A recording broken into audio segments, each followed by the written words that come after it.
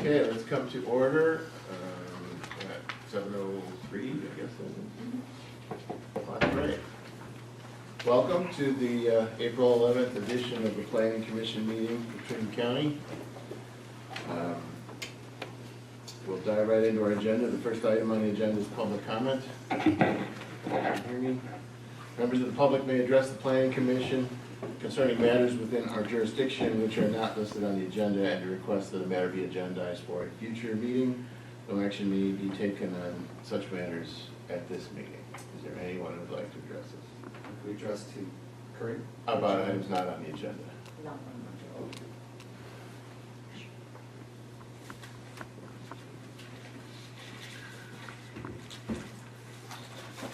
Hi, Sebastian, Junction City. Just wanted to reiterate my discontent with the ordinance, the cannabis ordinance, that still states that if a neighbor builds a house on an adjoining parcel that's within the 350 feet of my garden, that I will need to get a variance even though I've had a license for 3 years. It's frustrating. I've dumped everything I have into this property, and leave it open to somebody else and to leave it open to you guys and have to pay the money. It's financial hardship. I feel like it's unnecessary. Somebody knows that they're buying a property next to my giant greenhouse, and they're doing that willingly. And I was there first, and I think that we should change the ordinance to reflect that. Thank you. Thank you, sir.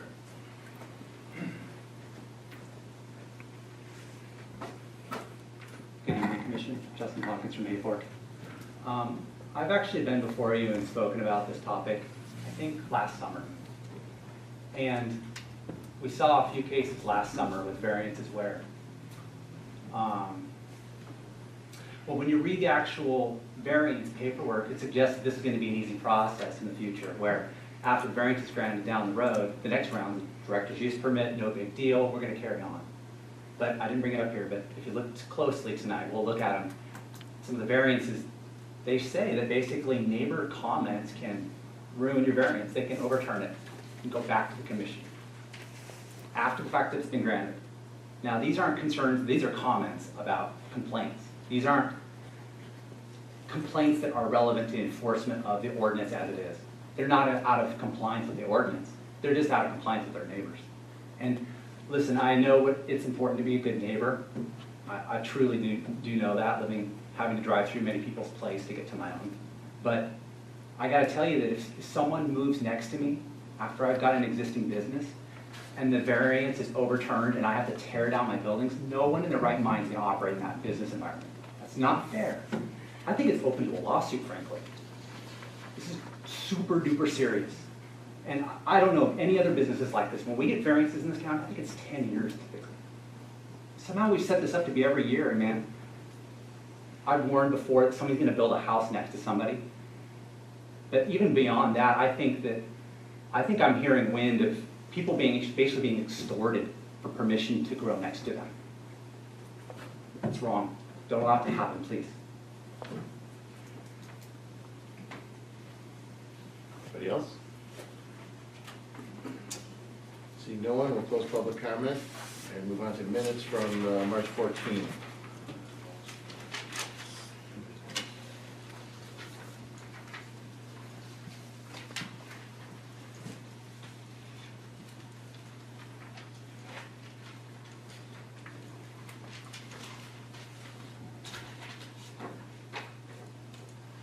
Comments, commissioners?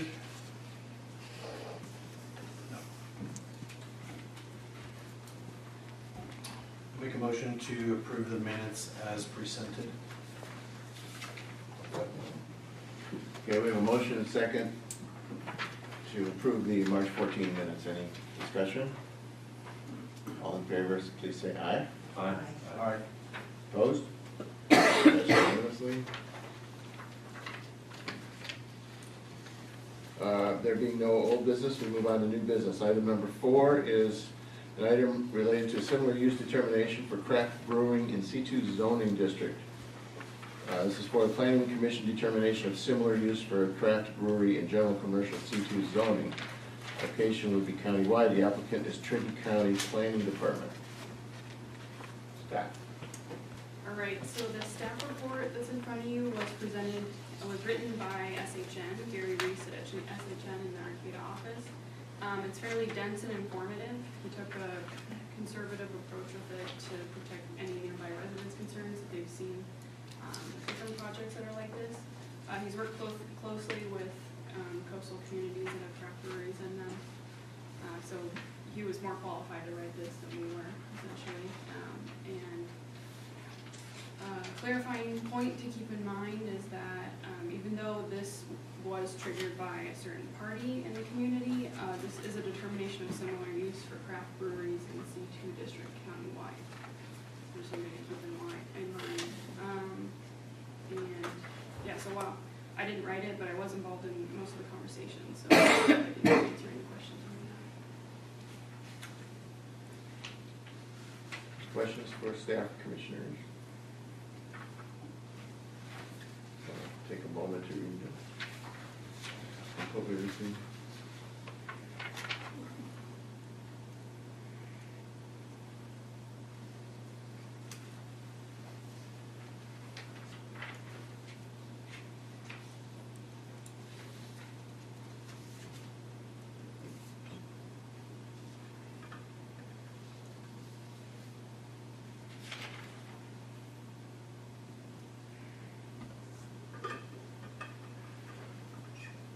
Any questions for staff? There being none, we'll open this to public comment.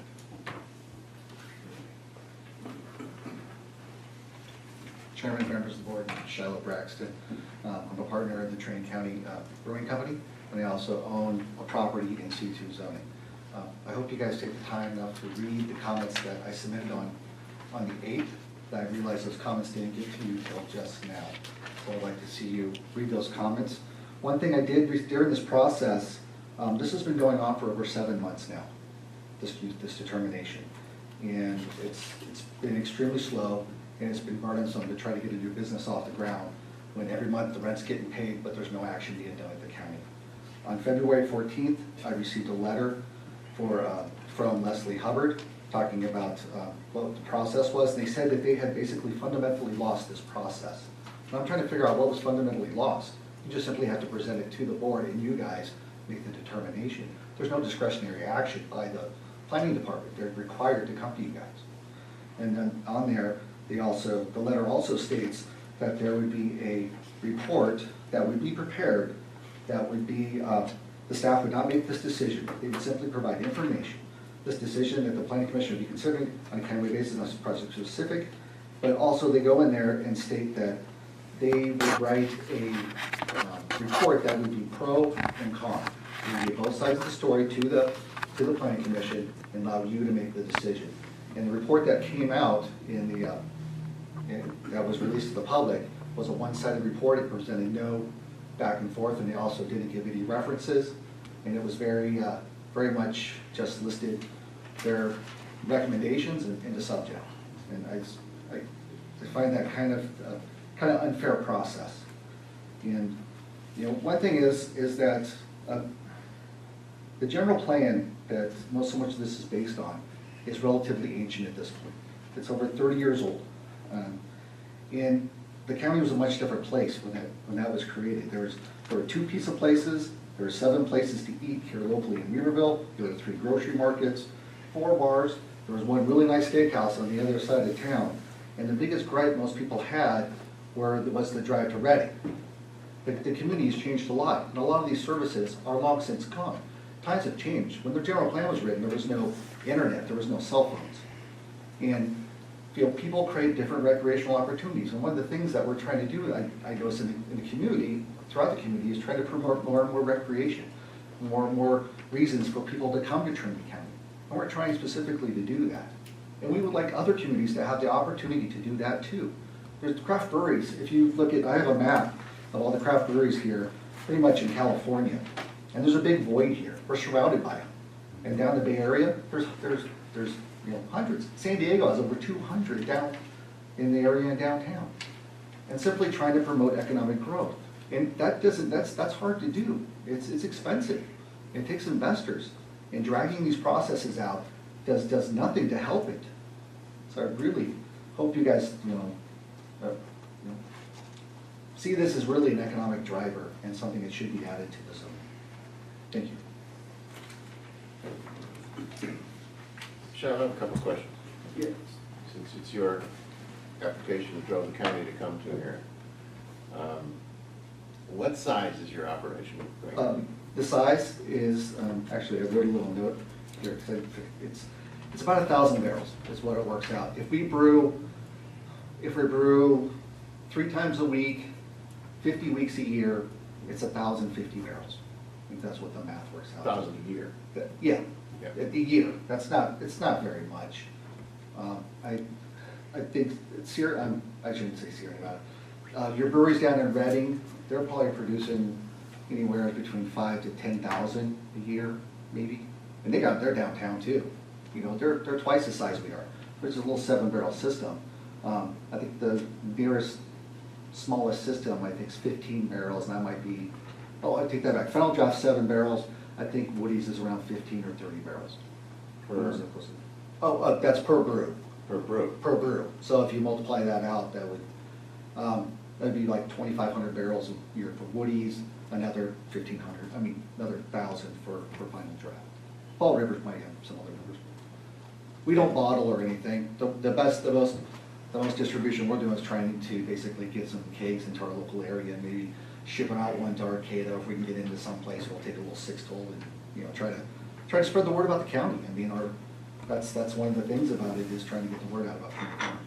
And one other question, what type of license, ABC license, are you going for? We're going for a Type 23.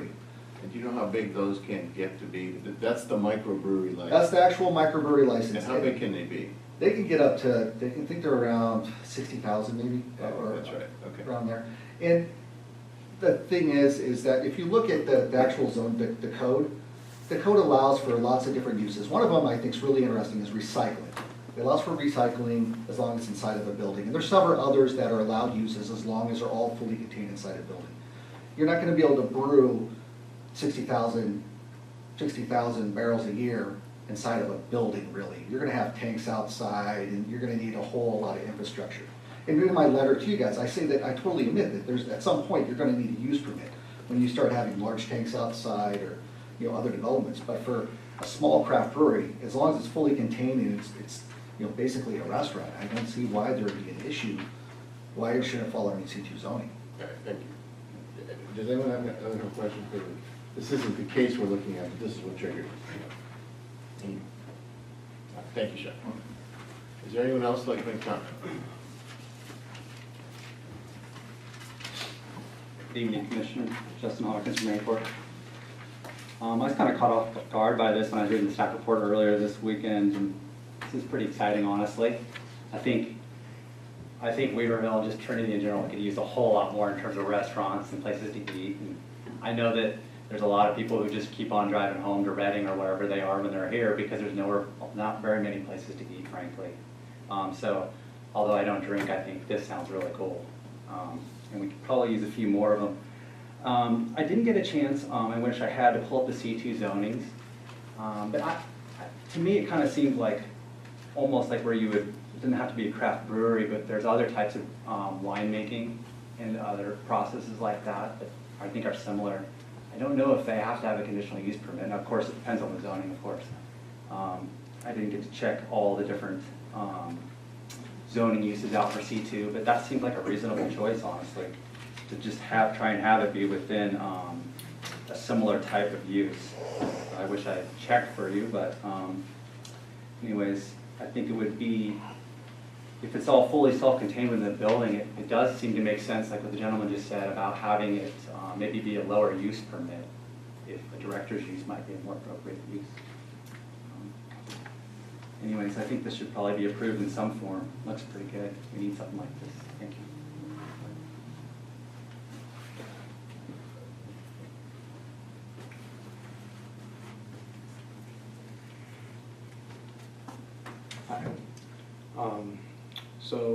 I agree with everything that was said, and I just want to point out that this Trinity County is one of the poorest counties in the state, and that this county should be doing everything possible to help spur economic growth in all of the industries that we have here, as limited as they are.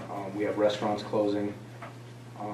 There's like they said, there's very limited places to eat, very limited places to drink, and if we want this county to survive economically and thrive, we need to start supporting the small businesses and helping people, get their doors open. And I think that nitpicking about zoning is, it's just becoming like a bureaucratic nightmare for a lot of people. And it's not just about the brewery, there's a lot of other zoning issues that we've been fighting tooth and nail for. So I think that this is a very cut and dry situation where a person is doing everything the right way in a contained building, and it's not posing a nuisance to anybody. So I don't see why we're not doing everything we can to support that and help move it forward. Thank you. Thank you. Darrell Forth, Weaverville. I try not to speak too many times at this kind of thing, but I've thought for a long, long time that microbreweries and craft breweries will be a really beneficial. I mean, we've got a quality of water up here that's really substantial, and I think it will lead to a really good brewing product. Historically, I mean, breweries in Trinity County were really proliferation. I mean, there was a lot of breweries here in the 1800s. Of course, at that point in time, you didn't have buy beer at the store and that sort of thing, probably. But so it was a different environment. But I've thought for a long time that we've been missing out by not having breweries in town. And clearly, in my mind, they're one of the things that can attract tourism. People would like to be able to come by and stop at a brewery and that sort of thing. So I think it adds to that aspect as well. So I'm strongly in favor of the concept of being able to have microbreweries around the county. So I think the idea is pretty good from the standpoint of adding that to the C2 requirements. Thank you. Thank you. Anybody else? What, okay, great. There's also, attached to that report, there's also two other items that need to be talked about, and it's the ambiguity discussion. And wanted to repeat that they're asking that, they're saying that the term residential district doesn't mean residential district. I think the request is to mean any residence, but I think it means what it says, residential district. And the reason why that's written is to keep something from like a late-hour nightclub from parking up in the middle of a subdivision. That's one issue. And the other issue with that is that if it meant individual residence was basically the same as a residential district, when a residence resides in a commercial property, it has to get a use permit or it's a non-conforming use. And as part of the use permit, they have to apply. It's in the letter. They have to comply with the general plan designation. So if the general plan designation is commercial in nature, the use permit has to comply to that use, which is commercial. So it's not residential. So as far as I'm concerned, there is no ambiguity in that. And additionally, there was another one where the request was to add restaurants with a bar 200 feet from a residential district. That request it's kind of already taken care of in the code because it's there's actually a requirement that any bar, any establishment serving liquor has to basically comply with those rules. So I just wanted to bring those to your guys' attention. Okay. Thank you. Are there any other comments? I will close public comment and come back to the board. Beg your pardon, to the commission. I'm taking the board's ends here. Commissioners, so there are three issues here. A craft brewery being a similar use is the first question. The second question has to do with the definition of a residential district, and the third has to do then with the applicability to a restaurant with a bar, the residential district. So I'm going to suggest we take those in order. Let's first look at the similar use aspect of a craft brewery in a C2 commercial zone. What are your thoughts? Is it a similar use? And if so, what sort of similar use?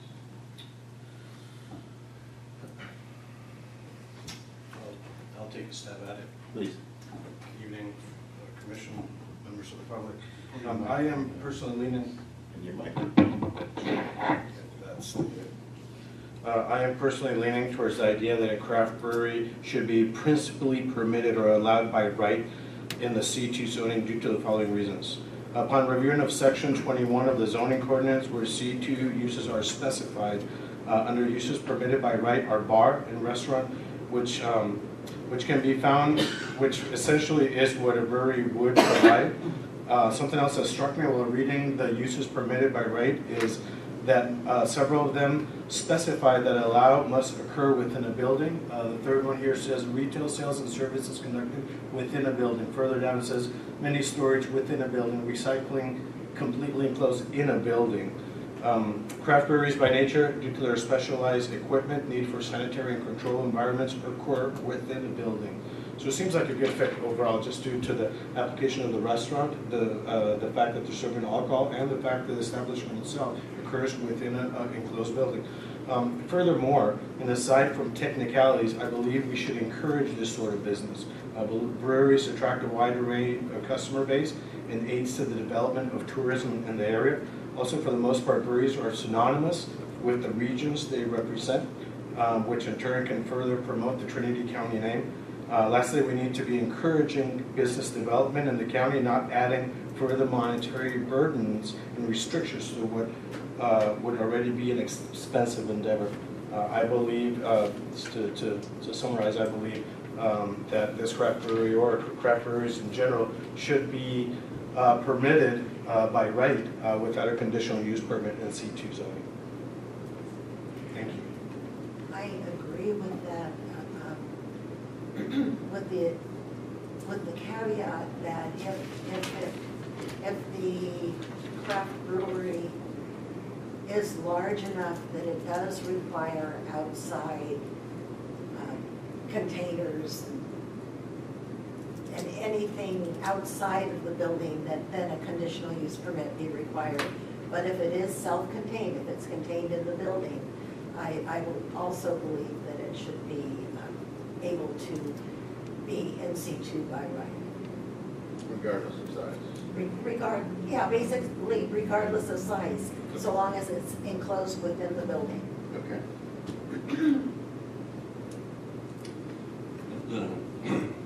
I agree with that. Also, I think that if you're allowed a restaurant and a bar in C2 zoning, I think that you should be allowed a restaurant with a bar, which is essentially what these craft breweries are.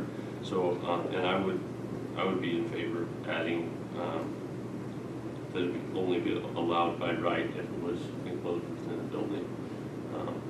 That way, it would at least be limited by the size of the building they could put on their property, and if they did want to go big, more full-scale microbrewery, they would be required to get conditional use.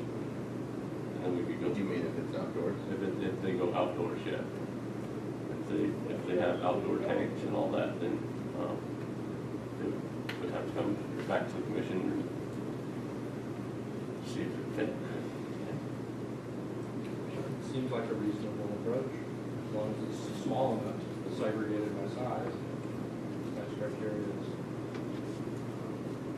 whether it's an enclosed building. I mean, obviously, you could have a pretty large building. But I totally support it. Breweries come to Trinity County again. Okay. Let's take three as separate motions. We have three, I think, independent questions. The last two are related. Mr. Carroll? So, would someone like to move us forward on this one? Go ahead.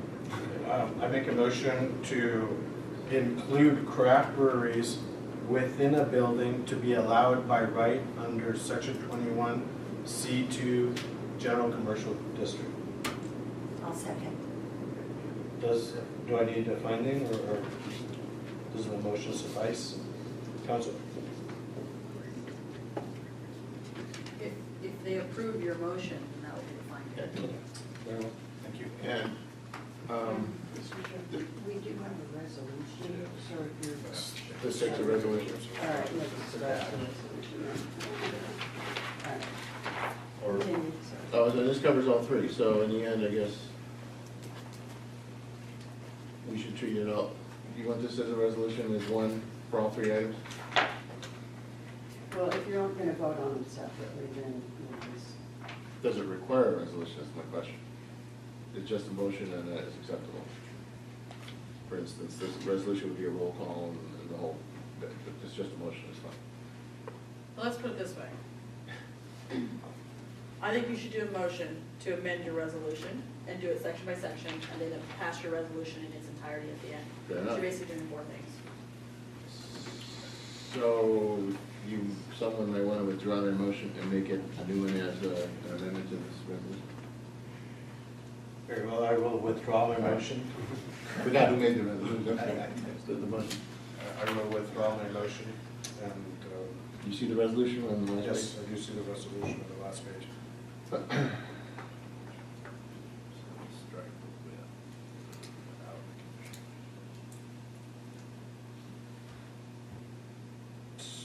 Okay, well, let's try this again. So I make a motion that the termination of similar use for craft brewery activities in the general commercial C2 zoning district without a conditional use permit pursuant to sections 1721.020, uses permitted, and 17.3.010 ambiguity of the Trinity County zoning code. Reflecting on the resolution, reflecting of section A of resolution number PC 2009-01. Yeah. Actually, that's on the whereas, isn't it? As opposed to resolve part of the. Yeah, I think we're going to have to fix up both of those. So your motion, Sorry about that. That's okay. so we understand your motion is to amend this, Yes. to strike the need for, you said conditional use permit, do you mean any use permit? It says here without a conditional use permit. Or a director's use permit? Without a use permit?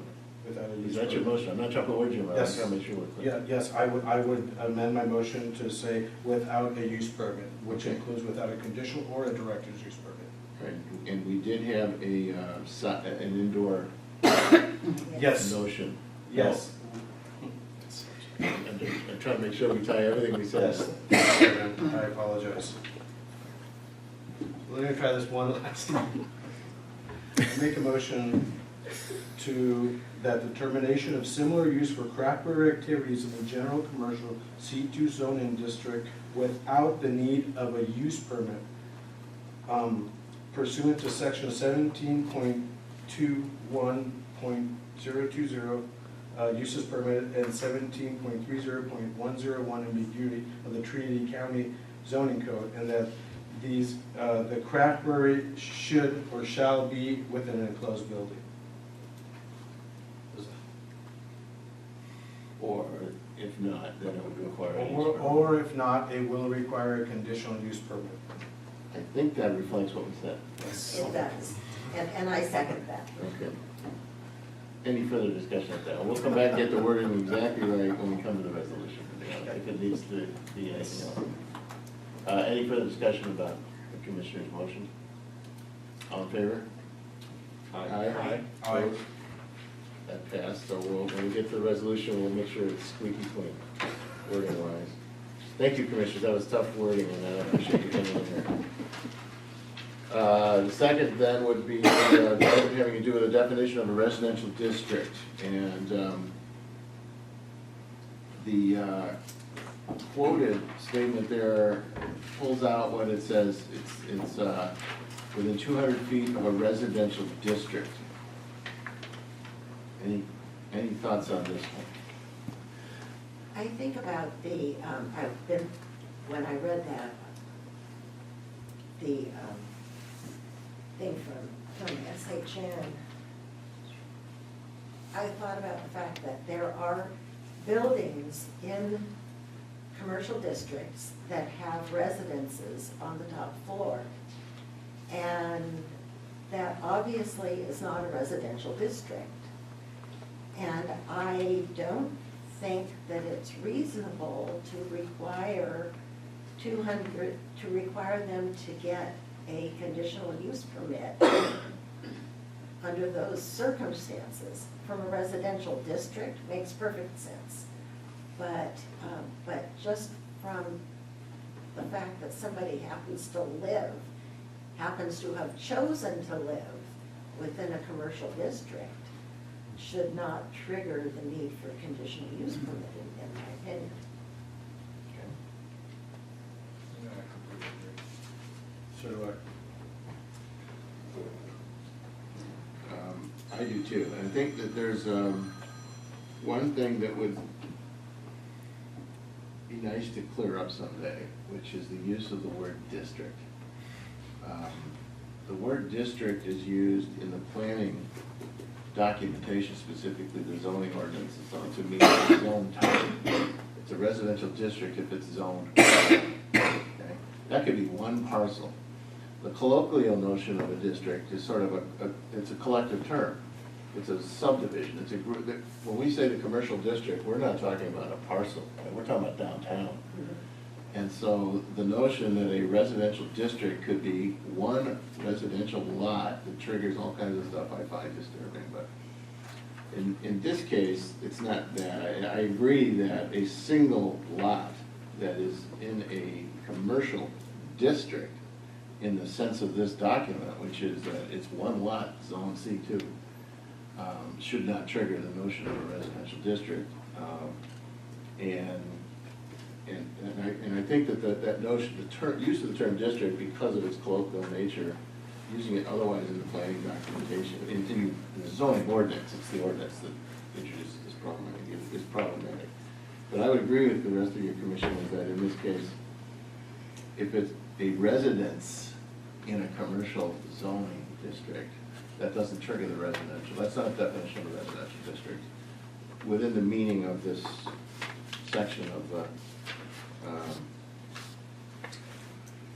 Title 17. So I would agree with you. So I would entertain a motion to that effect. I move that the definition of a residential district in section 17.0.020A of the Trinity County zoning code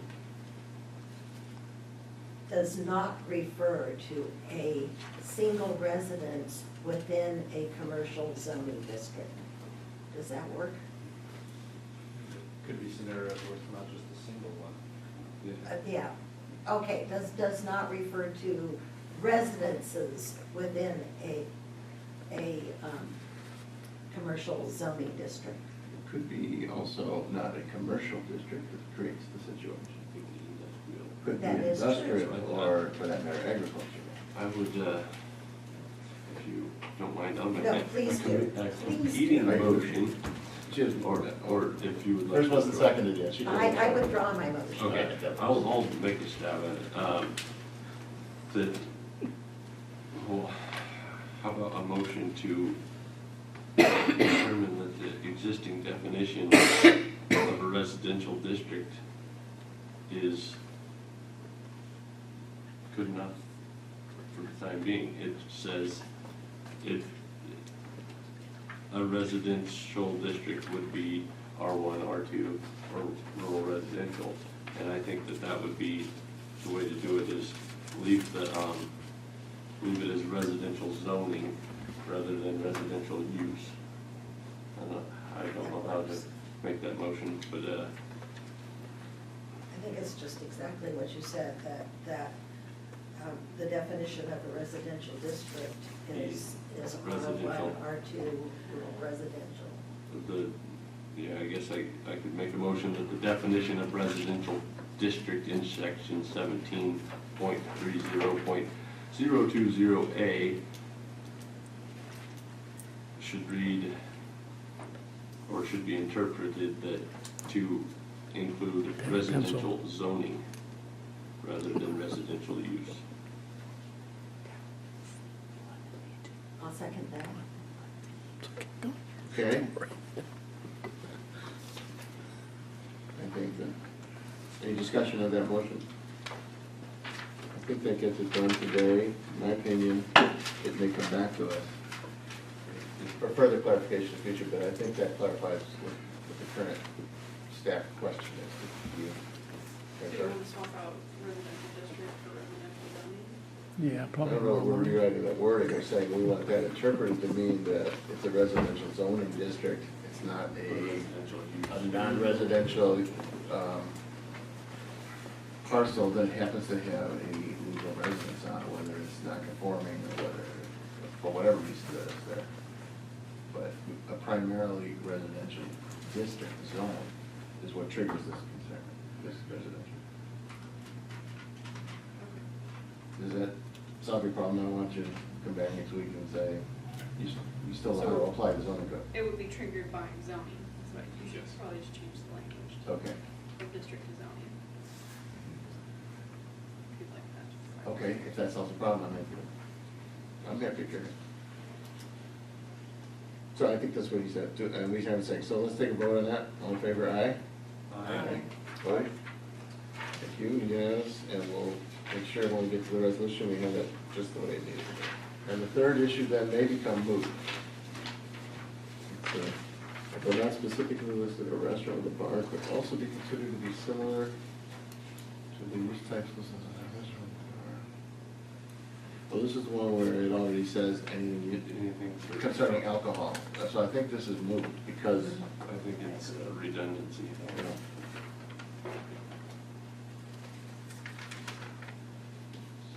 and therefore I would, maybe we might just delete that third item from the resolution, because That was my take on it. It's redundant. We don't need to add it. Do we need a motion to do it? yes. Well, or when we, When we, when we do the resolution, yeah. Right. C and 3.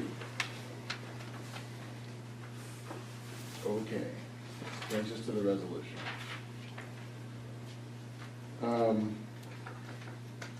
So we have to amend the whereas paragraph A and it be it resolved number 1. We have to amend the, we don't have to amend whereas B. Do we have to amend Yeah. Determine, oh, so, determination of similar use. Okay, we don't need to amend whereas A, it This just gives you both choices, right? gives us the choices. And then similar, so I don't think we need to amend the whereas, other than we might delete C. C. Okay, we could delete whereas C, and therefore delete the now therefore number 3. And then amend the now therefore numbers 1 and 2. Does that sound right? yes. Okay, so, Ruth, can you read back, hopefully, if you can, we'll do it again. The motion that Richard made about, that was the first one where we struggled. The one we all went through. Or he what? Where we talked about the similar use has to be indoors. If we have the wording right there, we'll just include it by reference. Okay, yeah, you determine similar use without the need for a conditional use permit.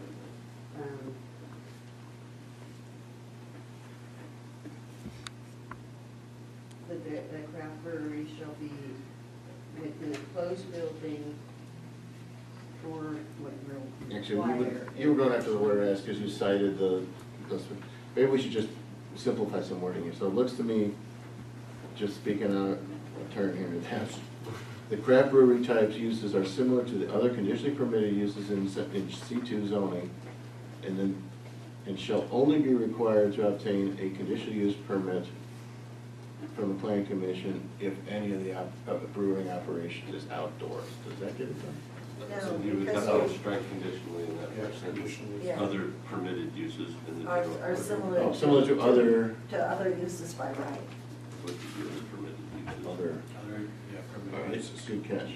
Craft brewing type uses are similar to other Permitted uses. permitted uses.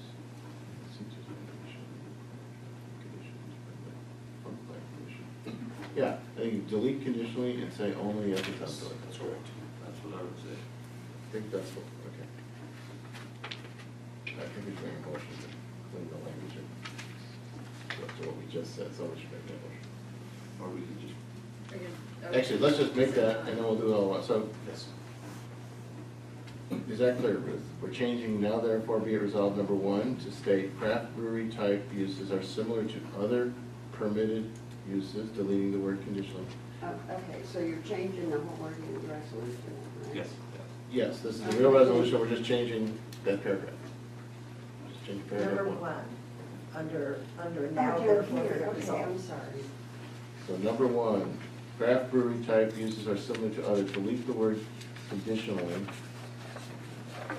Permitted uses in its general commercial C2 zoning districts and shall be required to obtain a conditional use permit from the planning commission if any of the brewing operation, or is that manufacturing? Only if.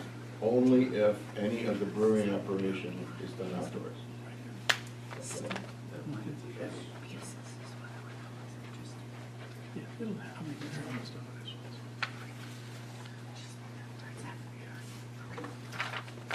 Okay, and then the definition of residential district in section 17.20.020A of Trinity County Code shall include any property that contains. That any property, so we're gonna delete that contains, but narrow to the end, delete that. That contains residential zone. That is in residential zoning. Or that is in a residential zone, primarily residential zone. That is in residential zones. Primarily. Well, otherwise, we'll list them all, Just- R1, R2, R3, Okay, give me the wording. What? Yeah. We're working on it. We can choose the word. It's just those three, right? RR. What's mobile MH? I think there's a bunch of them, I think you want to enumerate them, we're gonna need to go through the whole list as well. I think we have to go to say property that is in residential zoning. Or that have- That is zoned. That is residentially zoned. Yes.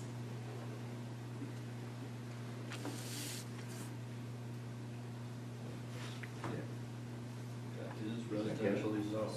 That's what I would. Classified. That's not primarily anything. That's where I would. But it is zoned to have a residence. Have them transcend that. But you can't eliminate that class. Yeah, unclassified, caught and everything. Yeah.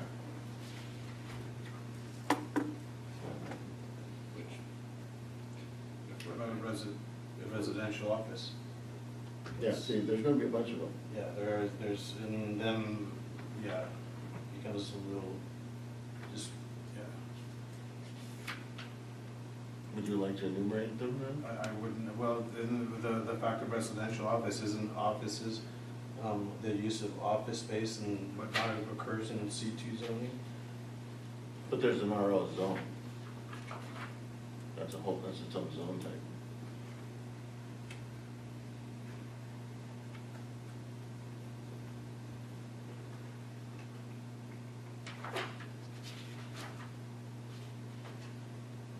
We're concerned with it being in C2. We don't want to Or eliminate, industrial or, well, yeah.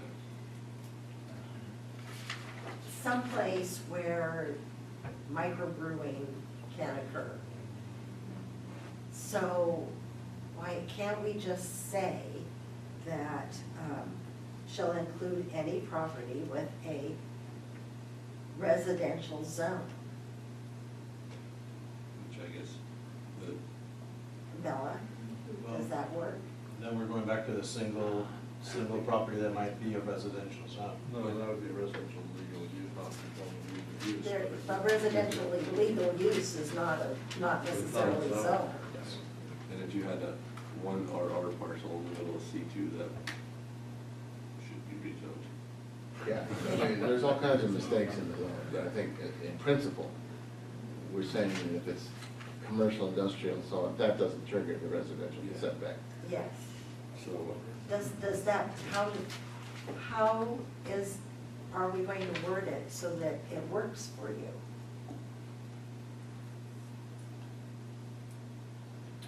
It's not really form. Well, it's It definitely. works for the, Do you have any The definition. I would say that you're actually declining to define the definition of residential zone as stated in the staff report. That's what you're actually doing. You're not making the finding that's recommended by staff. You're basically leaving it as is and making a determination that it has no effect on this particular. I like that one best. So we'll delete B, the whereas B, and we'll, B and C, and we'll delete the numbers 2 and 3, and if staff wants a further clarification, come back to some of them with a new item. And the recommendation at that point of verbiage, we probably should enumerate zones instead of, I don't know what a residential zone is, right? There's just, that's another vague term we'd have to. So is that, you agree with that? Yes, I do. So, Ruth, the effect of this, the change we made to the number 1 stands. We delete paragraphs 2 and 3. Excellent. And we delete whereas is B and C. Otherwise, Yes. it's as it's written. We will, what's the resolution up and That sounds like a good thing. Okay. Are we all clear on that, what the changes, though? Yes. Is there a motion to approve that as changed? I move that we approve the resolution number PC-2019-01 as revised by the commission. I second. Any discussion?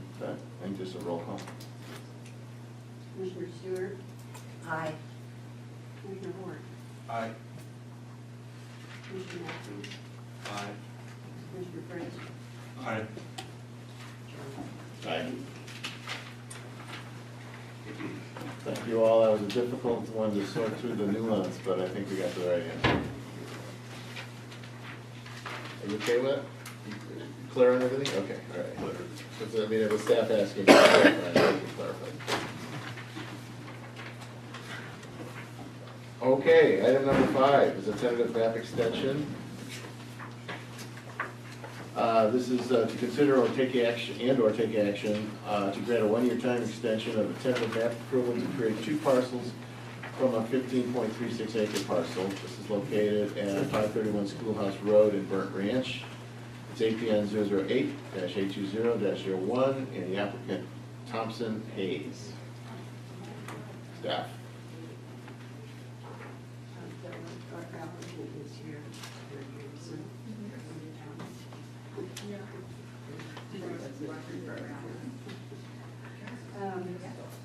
The applicant presented a request for a 1-year time extension to allow him to get DOT and CAL FIRE conditions done.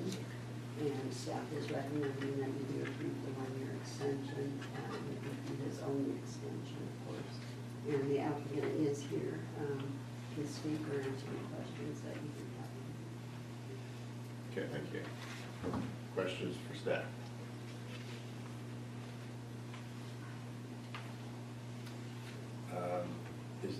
Does the applicant want to say something? Hi, Tyler Thompson from Burnt Ranch. And yeah, I was just wanting to get the 1-year extension issued because I recently received comments from the conditions that took 18 months from Andy Pence at Road Department and Kyle Johnson from CAL FIRE. So I'm not due to my own feet dragging am I asking for it, but I'm more than ready to do the work once it's all sorted out between the engineers and them. So that's the cause of the request, I guess. Any questions for you? Thank you. Is there anyone else who'd like to comment on this item?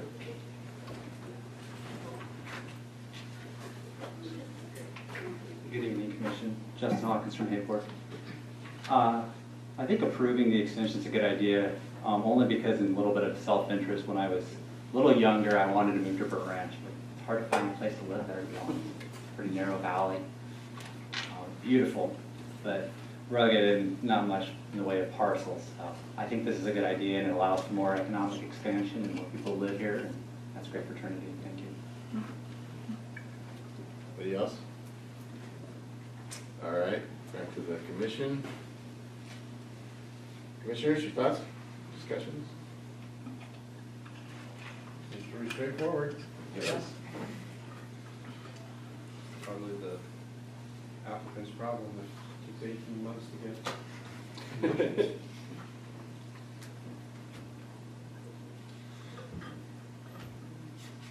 I will make a motion that we approve the one-year extension of, I can't find the map number. Tentative map P-16-25 to the new expiration date of June 8th, 2020. Thank you. I'll second that. Motion and a second to extend, any discussion? Okay, all those in favor, aye? Aye. Opposed? Carries unanimously. Hopefully, they respond to you quickly. They have responded. All right. We're just sorting out the details. So. All right, good luck with that. Thank you. All right, item number 6 is a variance from a required 350-foot commercial canvas setback. This is a public hearing for this request for an annual variance from the required 350-foot canvas setback from neighboring residential dwelling. Located at 60 Bear Springs Road in Junction City, the parcel is at APN 009-490-20, applicant G. Cruz. Staff. All right, so you have 3 variances tonight. I followed the general format from other staff reports from other staff members. I did add a certain map that shows the neighbors' comments and their proximity to the cultivation site. And I updated some code language. Those were the main changes. I did want to point out that I left out on accident that if you approve any of these variances, you're going to want to add that they are in the findings of fact that the variances are not injurious to public welfare nor to the adjacent properties. Yeah. As we're required by code to add language like that. And then, yeah, not injurious to public welfare nor to adjacent properties. So the agent nor the applicant nor the owner of the site is here tonight. But the agent provided you with a letter. Did you guys get the letter? Yes. So I outlined 2 possible recommendations for options that you have tonight. The first one being to deny it, and the second one being to approve the variance. I also recommended that you maybe add a condition onto the conditions of approval list for the applicant to finish a fence on, which side was it? It's the eastern side, it's the southeast side. Because that was the neighbor that was within 350 feet that commented with negative remarks, and one of them being that I've asked him to finish his fence. So I figured that could maybe mitigate some of his concerns. You're welcome to add others or take it out, at your discretion. And that's all the comments I have for that one.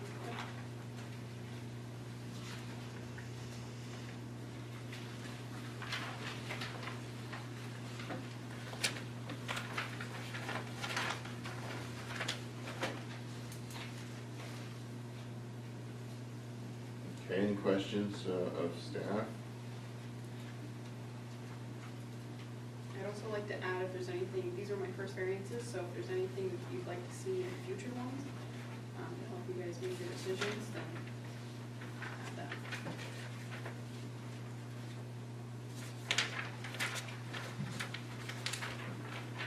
Chairman, if I may. Please.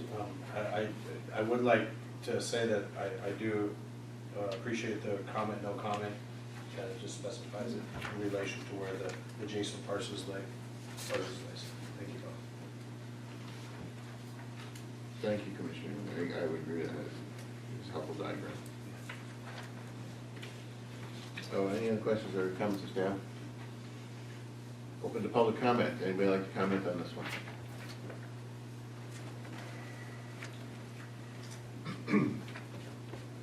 Sebastian, Junction City. This happens to be a neighbor of mine. It's one of the properties that was devastated, completely leveled by the fire. So the reason why the fence is not finished is because the property was purchased as completely, clean slate, and this person is working toward getting their property in order. There's only one property between me and this person. We share a road on Bear Springs. And I would like to say that the person who is against them getting their variance is well known as a public nuisance in the neighborhood and drives, 40 miles an hour down a one-lane dirt road on a regular basis. There's been numerous complaints about that particular neighbor, so I don't think their, complaints should be very heavily weighted since they are, not exactly good neighbors themselves. And I think that this person is making every effort to be in compliance with the cannabis ordinance, and I think they should be allowed to move forward with their project. And I'd like to have, more neighbors in the neighborhood instead of a bunch of vacant lots around me that are, completely scorched. So I appreciate anybody that's putting in any kind of resources in the neighborhood and, working toward making it a community again. So, thank you. Thank you. Anybody else? Okay, we'll bring it back to the commission. Commissioners, thoughts? So Bella, the air photo that was used for this is 2014, quite old. that's our most high rendered imaging. So it was before the clearing. Yeah, exactly. That's why I had to go out there and verify that those homes were even there or not there and use the assessor's data as well.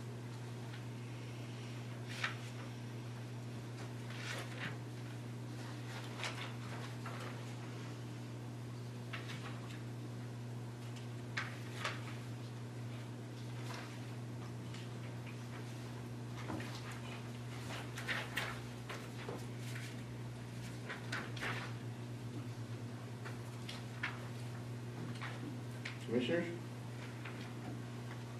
Thoughts? Questions? Comments?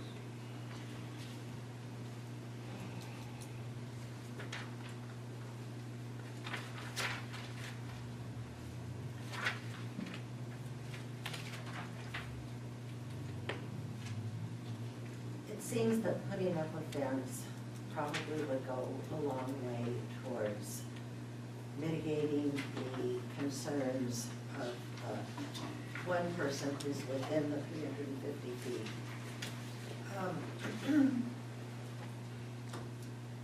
The way his complaint is written about the robbery, who knows, claiming something's a staging area for a robbery that occurred,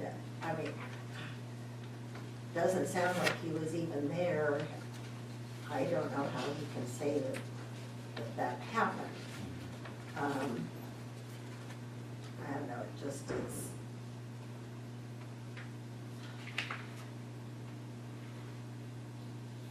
I would be inclined to say he's got to put up a fence within a certain period of time and approve the variance, especially given the condition of the property post-fire. It's reasonable that there's no septic or anything on hand if he's in the process of trying to get the property rebuilt. Do we have a precedent for requiring a fence No, I don't think. on a variance? We've had other conditions where we've put conditions on a variance. Usually the conditions would be bulletproof the variance from this house, that you have to move it or make it smaller to Well, I don't see any reason why we couldn't put a condition on this particular one. That's what's bothering the neighbor, so we'll require him to put a fence and. Yeah, I have, I wish we had some input from the people that are involved with this, because this email really doesn't, it's hard to read between the lines, because it's all about stuff that doesn't matter, and then at the very end it says, I oppose the application, which, to me still, the reason, be it good or bad, that the 350 foot from the residence was put in there is because if that person was opposed to it, that was to protect them. And when it was originally done, it was, even if their only reason was they didn't like it, that was reason enough. That's why from the beginning, I think it's a bad idea to use residential. It should be, we should have came up with a property line setback. But we didn't. And we haven't done that. So I still think that if we grant this variance against the neighbor's wishes, then we're granting use of someone else's property. I hope that people don't think I'm out of line. I don't know either of these people, have no idea about them. But since Mr. Safan has, it sounds as though he's a new owner from, and I'm wondering if there's any kind of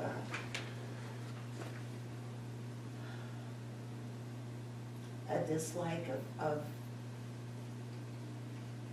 the type of person that it is, that it's a mom. I don't know how we would address that. Well, unfortunately, it's been happening a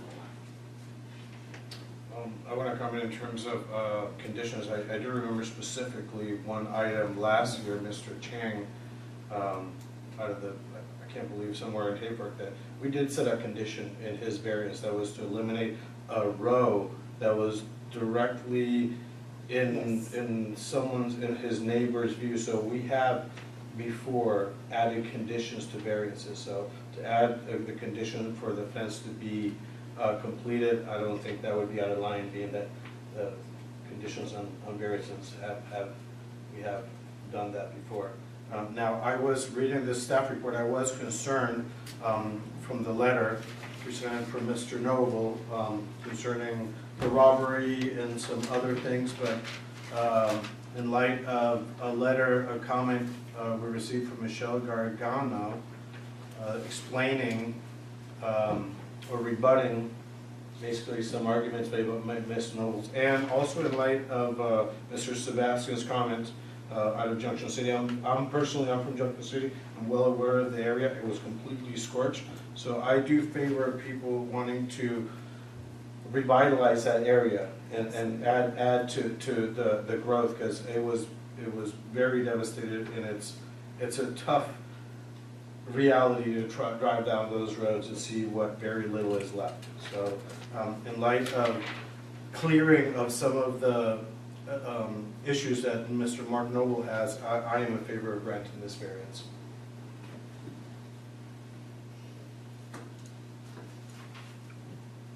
Is that a motion? Could be. Because if it is, I'll second.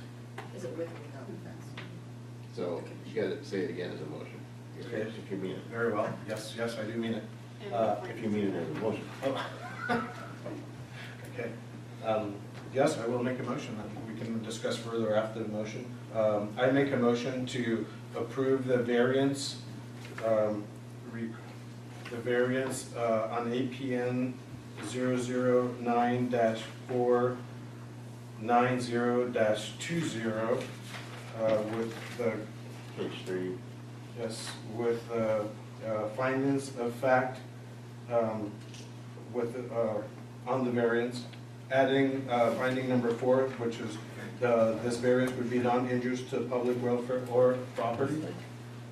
And with adding the condition that the applicant should complete the fence, that it's adjacent to the property of Mr. Noble or that faces Mr. Noble's residence. And your motion includes the setbacks that are listed. Yes, yes, the motion does include the setbacks. I'll second. And the conditions of approval. And the conditions of approval, yes. So- Approval of the variance to allow reduction of the commercial cannabis setbacks from 350 feet to 153 feet for residents located in APN 009-490-21-00, from, also from 350 feet to 210 feet from residents located in APN 009-490-19-00, and lastly, from 350 feet to 262 feet from residents located on APN 009-490-24-00. And with the conditions of approval listed below and the findings of fact. With the additional. In addition to the fence being completed, that's directly opposite of Mr. Noble's house. I'll second. Okay. And you did get, he added that, the finding from above, got added to what you got, okay. So, any discussion on the motion now?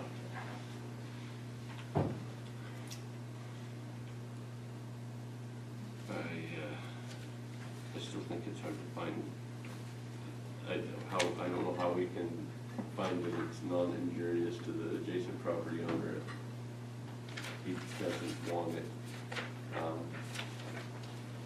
Be whatever reason that may, the way that it was, our ordinance was written was to protect that property owner if he's within 350 feet of the grow.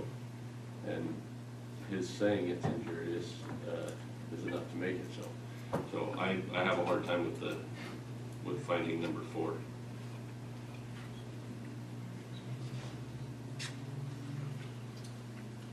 Other comments on the motion? All right, and I'll call for a vote on it. All those in favor, please say aye. Aye. Aye. Those opposed? No. Nay. Motion fails 3-2.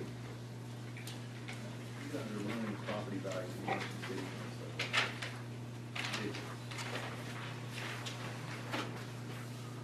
why do you think people are buying places in this county? It's to grow weed, they're not. Item number 7. This is, what's my agenda? Item number 7 is a variance from, it's a public hearing for a request for an annual variance from the required 350-foot cannabis cultivation setback from neighboring residential dwelling located at 80 Suzy Q Road in Salyer, APN 008-400-48. Applicant is S. Hill. Staff. This one was prepared in the same way. She had, this site had a couple neighbors' comments as well. And with that in mind, I gave very similar options. But I did want to add, you could add mitigation measures such as growing in a greenhouse with carbon filtration, and it could mitigate some of the odor that the neighbors are complaining about. Yes, so that's up to your discretion, and I forgot to add that in the staff report.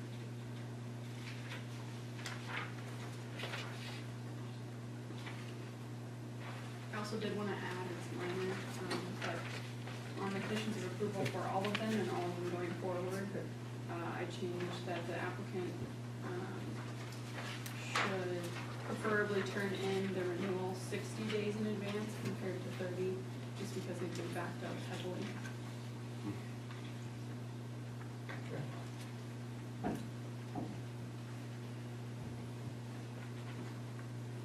Okay, any questions of staff?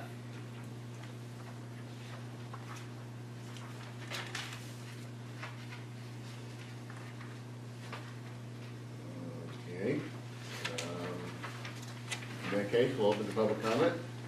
Any comment, any Members of the public wish to comment on this item? On here, this is my That's Shauna Hill. issue. Ah, yeah, okay. I did, prepare a letter.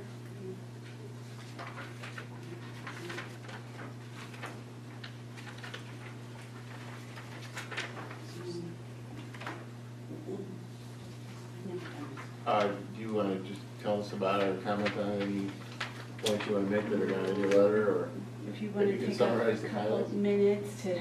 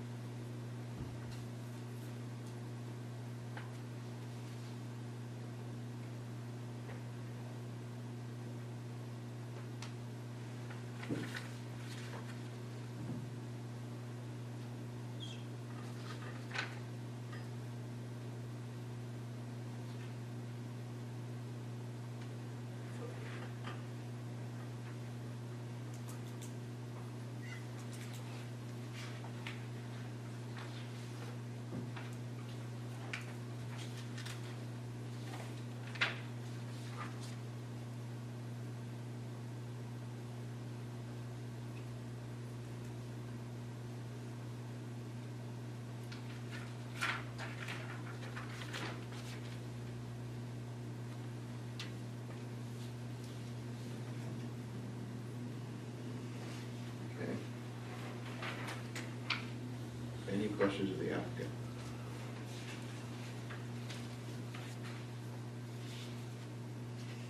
Okay, thank you. You have anything else to say? Okay, that's okay. Is there anyone else who'd like to comment?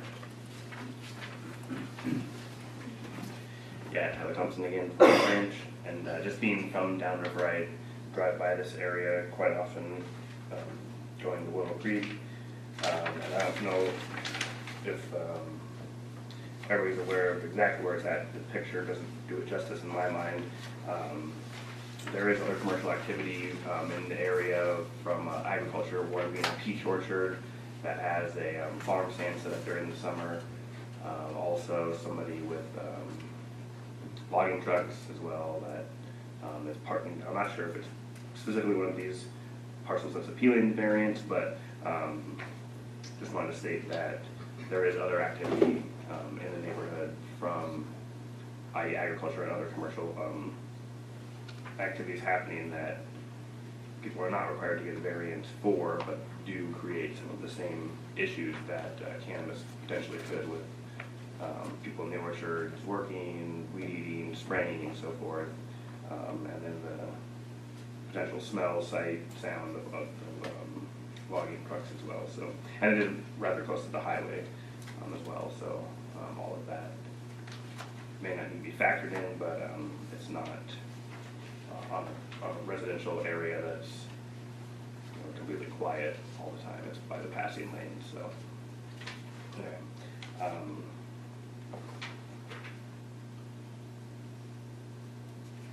That said, there might be mitigating factors that the applicant can do to appease some of the issues.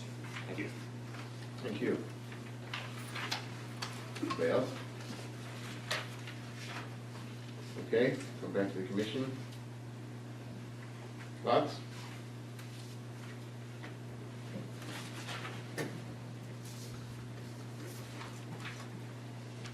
I respect the fact that the applicant actually came and has given us her version of what's going on. Mhm.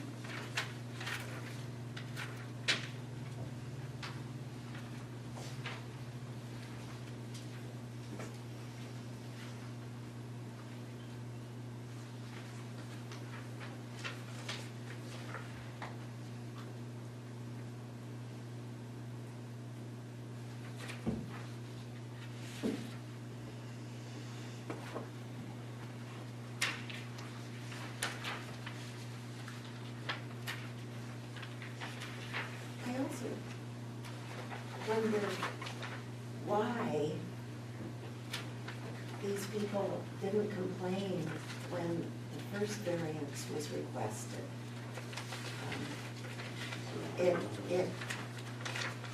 just, as has been stated by other people, it doesn't seem fair once somebody has started a business.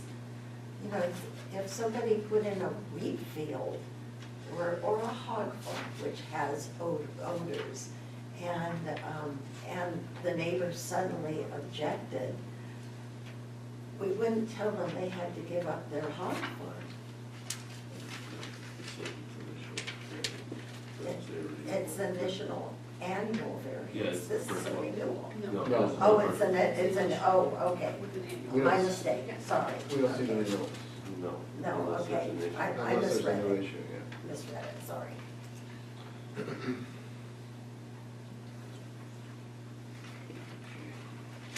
So it's, let me be clear, it's a vacant lot that has objected, and it's the vacation home for the Britons that has objected, doesn't it? Right. Okay.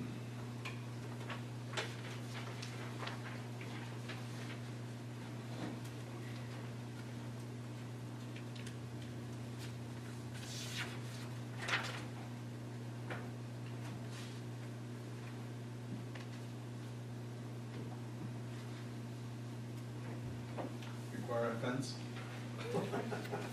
I do have plans for a fence. The ground is wet. Also, I would like, I don't know if I put it in the letter, their main time there is spring and summer, whereas the smell is in late fall, and I rarely have seen them there during that time. Okay.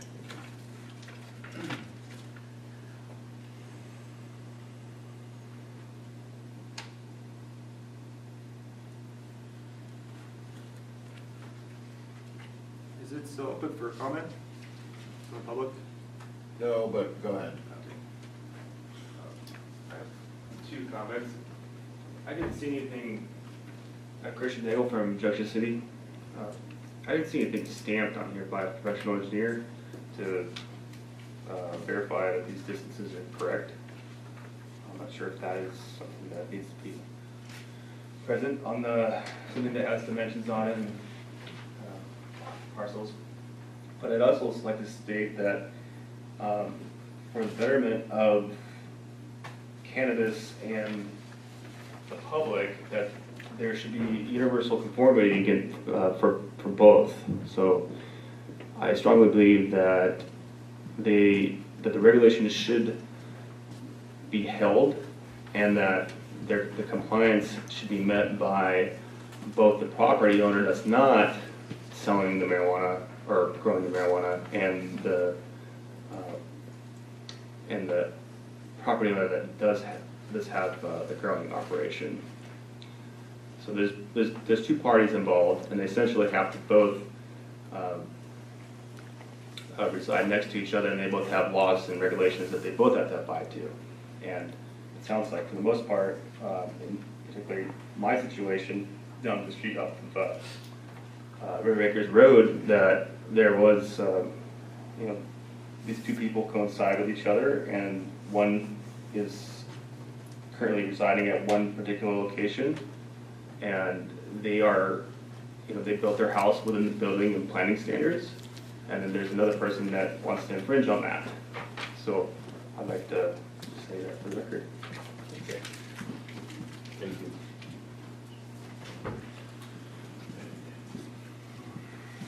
All right, what are you thinking, Commissioners?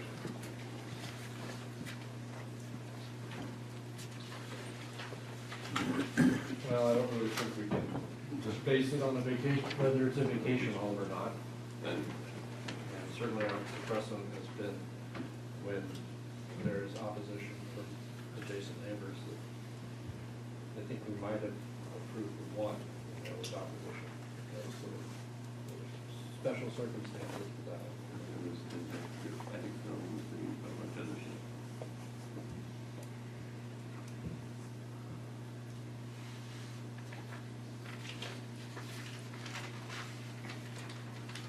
I'll make a motion to deny the variance based on opposition of the adjacent property owners.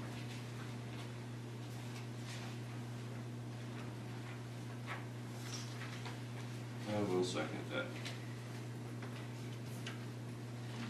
Do we need that finding in there? You're denying the variance, so there's no finding. Because that finding cannot be made.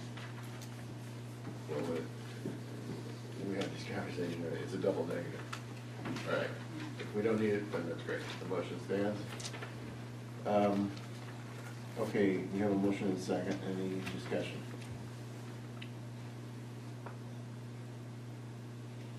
Then we'll call for a vote. All those in favor of the motion to deny, say aye. Aye. Opposed? Aye. Nay. 3-2 to deny passes.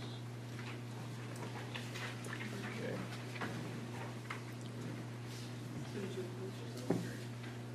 I beg your pardon? It was 4-1, wasn't it? It was 3 to 2. It was 3 to The 2. motion passed. She said nay, I said aye, but we still. Oh, well, okay.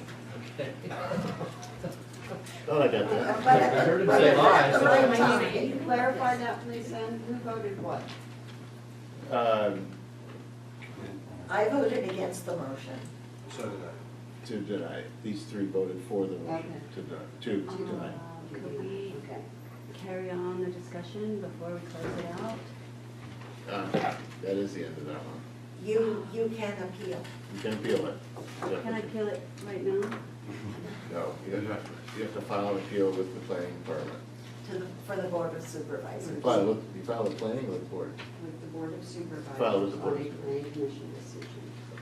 So you would go up to the CAO's office in the courthouse, and they will provide you with a form, and there is a fee unless you can get them to do a fee waiver. But they will tell you about that in their office. Well, do you have any other questions that would help this matter? No, I think we, Because I feel like I'm fully prepared to, I'm sorry, we had our discussion and helped put a motion on to vote and voted on it, and the item's completed.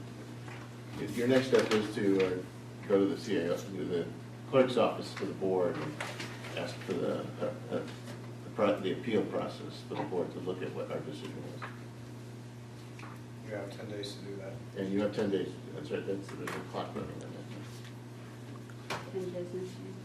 Okay, let's move on to item number 9 then. I think it was item number 8 was deleted from the agenda, so we're on to item number 9, which is a request for an annual variance from the required 350-foot cannabis cultivation setback from neighboring residential dwelling located at 940 South Meadow Lane, Hayfork, APN 017440-20. The applicant is Vogel. Staff. So Fogel is here tonight, just so you know. Property got comments, I wouldn't necessarily say they were negative, but they were comments. I gave the option to, as referenced in one of his neighbor's comments, to continue the item until their property sale closes. And then my other recommendation is to approve, acknowledging that this is an annual process and the neighbor has the opportunity next year to raise their concerns.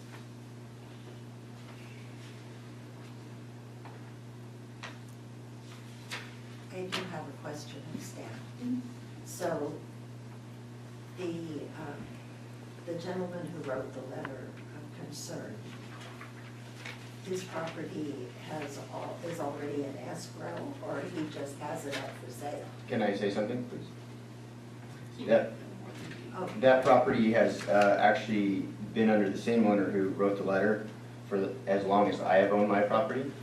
However, she has been leasing it to the person she is planning to sell it to, which has been an ongoing thing for many years, which whatever their agreement is or isn't, but he does not live there. He in turn rents to illegal growers. And so I feel like I'm caught up kind of in the middle of this based on this hypothetical sale, if it actually is taking place. Can I answer your question? Yeah. Did you have anything? I didn't. You're done. Any other questions for staff? Let's open the public comment. Is there anything else you'd like to add? Yes, my name is Steve Fogel. I am the property owner and resident and proprietor of Southface Concentrates, which is my business. I'm going to give you 3 facts about this, pertinent to this case, before I go any further. First off, cannabis, law enforcement, and Barker Valley all kind of go hand in hand. Nobody's a stranger there. Secondly, Miss Hyman has never, ever lived at that property. And like I said before, it's a revolving door of clients or lessees year after year. Thirdly, most importantly, on July 20th last year, about 11:45, that property was raided. Mainly, I am a licensed cultivator, and I am doing nothing wrong. I have worked extremely hard to be where I'm at, pouring my heart, my soul, my money, everything into this property. I am a member of this community. I'm not going anywhere. I'm not doing anything. I'm here to be a part of this community. I help build people's houses. I've been doing electrical work with Don Moldy most recently. Yeah, I'm here to stay. I'm not going anywhere. And furthermore, this property sale, I believe, it has to happen for them to continue to grow that property. I believe that they're not allowed to grow until the property has changed hands. So I believe that they're trying to change hands so they can keep growing there.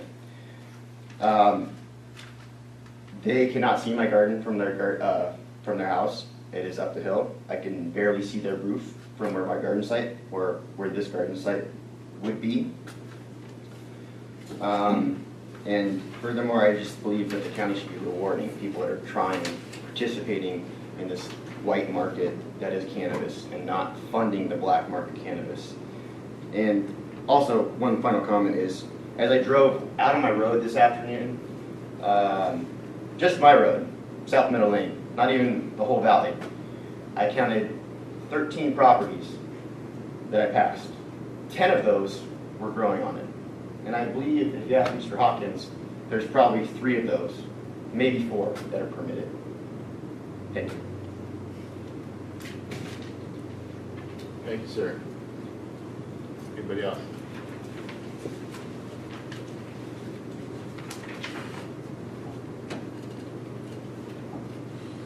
Christian Nagel, Junction City. I strongly in favor of people making a living growing cannabis. However, I think that, after being here for about 15-20 minutes, it seems like there's something going on with the planning code that is not allowing the residents and the cannabis growers to coexist. I think that the ordinances do have a purpose and they're there for a reason, but just by looking at these maps and hearing and reading these comments, it seems like there's something that needs to be enforced or modified in the planning code to incorporate some of these things that are going on in these memorandums. Thank you. Thank you, sir.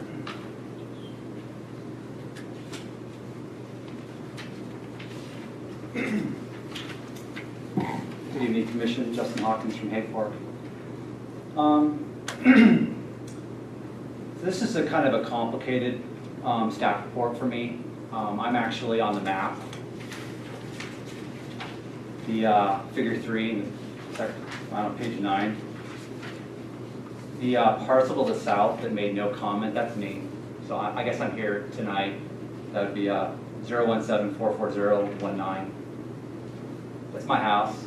That's my mother-in-law unit, actually, that's inside the arc, the blue house to the top. It's a legal second dwelling. And we fully support this variance tonight. I've lived in the neighborhood about as long as my neighbor, the applicant, has, and we both have been compliant from the beginning. We would have had cannabis licenses before they were available, if they were available. I mean, I'll be frank with you. I think he beat me and got an LSA before I did, but we both had signed LSAs for many years. We've both been in the water board since 2016. I know you all commissioners for quite some time, and you know, when we developed the ordinance originally, the 350-foot setback was mainly targeted towards odor mitigation, okay? Because it's really hard to come up with a quantifiable measure of odor. We all kind of know this is very subjective. So we went, I mean, it was months and months of debate. I can't begin to remember how many meetings. I'm sure some of you may remember. Extremely contentious, and we settled on 350. And I think that there's room in certain situations to go beyond, to allow for a reduction of that setback. In this case, not only extreme compliance with all the regulations, okay, but also the land that this is on is zoned ag. The land designation is ag also. And Trinity County has essentially removed the odor nuisance of cannabis when you're in legal compliance with the law. Okay, it's not a nuisance when you have a license. I know the people who are subleasing on the lot to the north of the applicant, and they're good people, but the leasee who is supposedly buying the property, I believe that to be the case based on the information from the property owner, who I've never actually met either. They've continued to grow illegally up there the whole time I've been there, and it's not just illegal cultivation, but it is environmentally damaging, I'll be honest with you. And yes, it was rated by the wet team with Fish and Wildlife, okay, this summer, and because of the problems there. And the idea that now I feel like there's more motivation to this, and knowing the leasee, he's a nuisance to our neighborhood, I'll be honest with you. I don't know how else to say this, but this is so serious because the alternative for the applicant is basically going to be to grade the hillside, okay, make it flat. It's kind of a narrow little ridge. He's sandwiched between a couple of water courses. And the riparian setbacks of the water board order are such that you can't really go too much further down in there. Now, if you take a look at the map, the map with all the circles showing neighbor proximity, you'll see that most of the greenhouses are arranged east to west there, with the new one going north to south. You know, if I was the applicant, you know, was denied this to make this space usable under ag use, it makes sense to have him grade that area. I would be affected by that grading, essentially. I get to look at this hillside with greenhouses neatly kind of placed on the hillside in a respectful manner. They didn't go and cut the whole thing down already. They just kind of notched and put little greenhouses here and there to meet all the setbacks and all the requirements already provided within the licensing. I feel that, in fact, that on page 4 of the staff report, there's a disservice if not permitted. It's number 3 under requesting a variance. And I feel like there's going to be a disservice to my adjacent property, which is the last 2 words of that number 3 there. To my property, if the neighbor has to get a grading permit and knock off the hill. I'd have to look at this. It will ruin the natural look at the hillside. And you would come into the valley and see it just leveled off. Some of my neighbors already do this. Man, I don't like it. I understand why people do it because the regulations say you can't be near water courses or take out trees. So I would prefer that you grant the variance. The land has already been cleared. I believe you had a greenhouse there back before we could have licenses. It did. It actually had a garden at one point, and Please. once Trinity County decided to put a cannabis ordinance in, Okay. I combined my garden. I'm sorry, this is Justin's. Anyways, I would request that the Planning Commission approve this variance tonight as potentially the potential for a disservice to my adjacent property if you do not approve it. And I realize that it may have to come back again next year because of the way our current ordinance is written. I gotta tell you, man, it is open for things that are not really, I don't know, they're not appropriate. I'll just leave it at that, right? I think any reasonable person can see how if you have a variance and then you have to have it renewed every year. If you go to page 5, please. It says annual renewal. I think it's the third or fourth sentence down in the middle of the paragraph. It says the renewal is predicted to be fairly simple. I have a feeling that's not actually the case all the time, especially if a new neighbor moves in. And I gotta be honest, my house was built by the former principal planner of Trinity County. They got a variance to put my garage closer to Steve's property line that's allowed. I got a variance for that, though. I didn't get a variance. The variance came with my house. The former principal planner received the variance here in this room. I don't think that that one should all be overturned any more than a future variance for a cannabis license. This is just not workable, especially when he's doing the right thing in the right zoning. It's an agricultural product. I also, I don't know what else to say. I appreciate your time in the matter and thoughts, and I hope that you approve this matter. Thank you. Thank you, sir. Anybody else?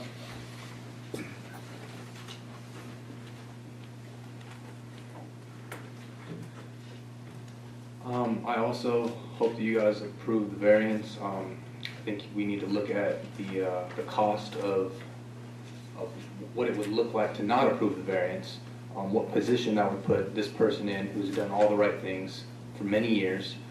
And we also need to consider the source when we take these complaints. This is the second time today we've heard of a complaint from a neighbor who's a known nuisance, and in this particular case, in a competing black market.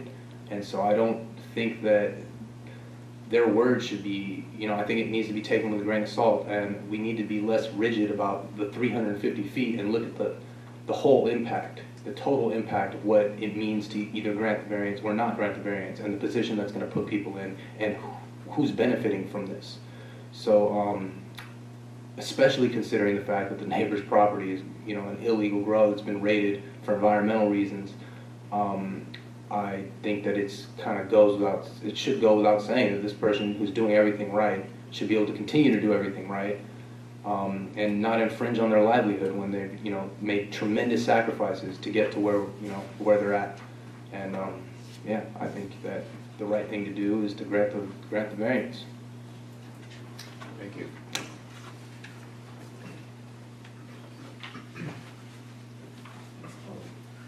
Thanks for letting me speak again. Is that okay? No. No, okay. Everyone gets one shot. Okay. Thank you. Yeah. I think that's everybody. Darryl, would you like to say something? All right, we'll close public comment and bring it back to the commission. All right, commissioners, what about this one? For me, the important sentence is the last one in the letter from the person who has the concern. It says, I have no objection to the variance on APN 017-440-30-00. Wish my neighbors the best of luck, and I'm actually very happy that they may use and enjoy their property in whichever way they see fit. I think that that's what we should be looking at. That's the vacant property to the west. That's the one to the north. We've heard about. Okay.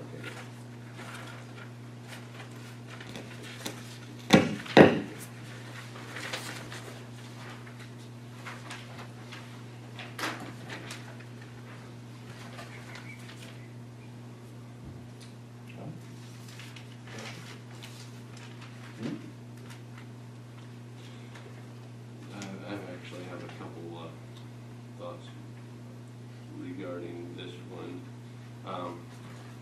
My first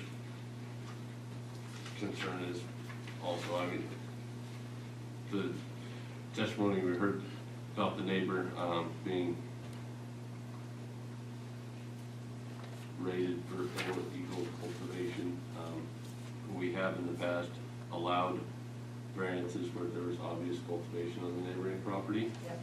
That would be something, but at the same time, I've said it before, I'll say it one more time.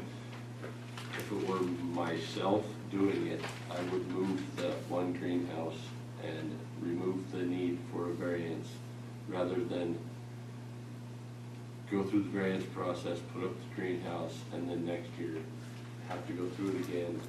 If you do indeed end up with a new neighbor that doesn't like you, then you're going to have to go remove the greenhouse or.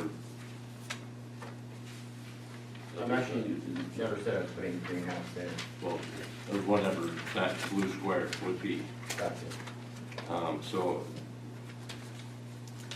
I would be inclined to,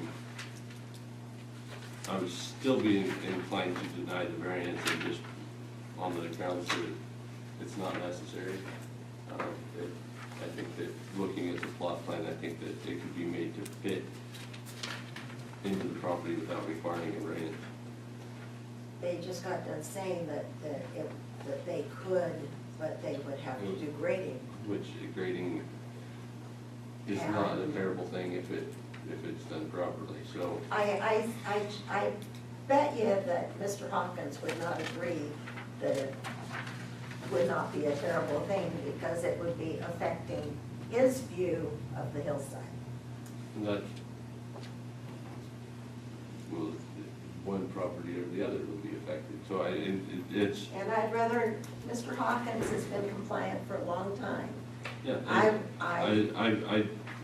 have said too, we do have precedents, in the past where there's no growing on the property. We've never had anybody have a complaint or a concern and also actively be growing on the property. That's the new one. So, Welcome to Parker Valley. Just because we don't know, that doesn't mean it hasn't happened. no, I mean, we've never had somebody complain at the same time that they're. Well, we don't know. We don't know. It's a new thing, so. Not necessarily. Okay, I'm gonna make, just gonna go ahead and make the motion.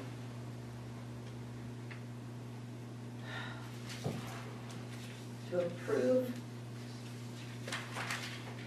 the variance to allow reduction of the commercial cannabis cultivation setbacks from 350 to 251 feet from the residence located on APN 017-440-21-00.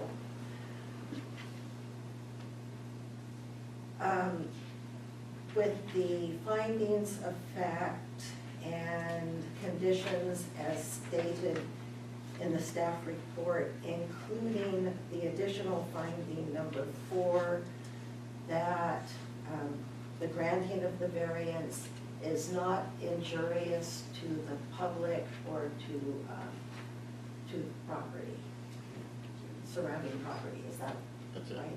That's it, okay. Adjacent. Adjacent property. I'll second. Okay, motion and second to approve with those conditions. Any discussion? Nadia? There are illegal, I live in Hayford. There are illegal grows all up and down that area.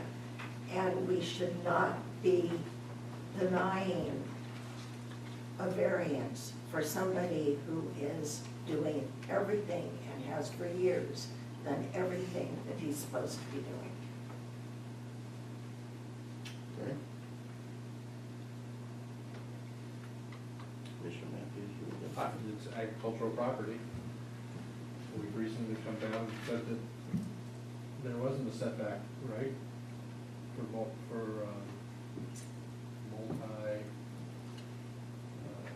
Stacked license. for stack licenses. That hasn't happened yet, though. No, it hasn't, but certainly our intent was that on agricultural property, that need to be by the nature of their, so anyway, I'm supportive of this, given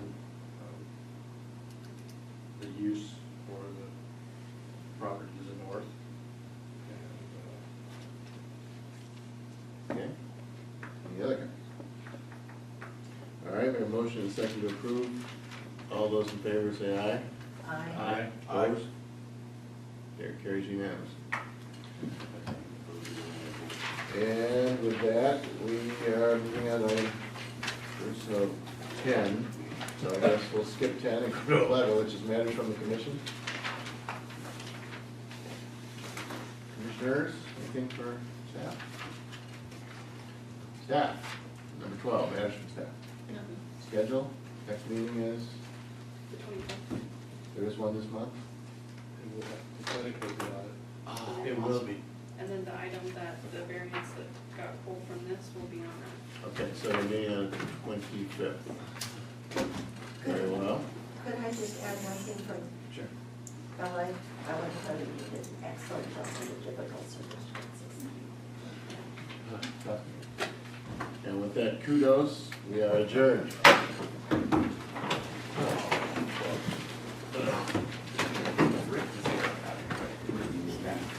Yeah. Actually, all this.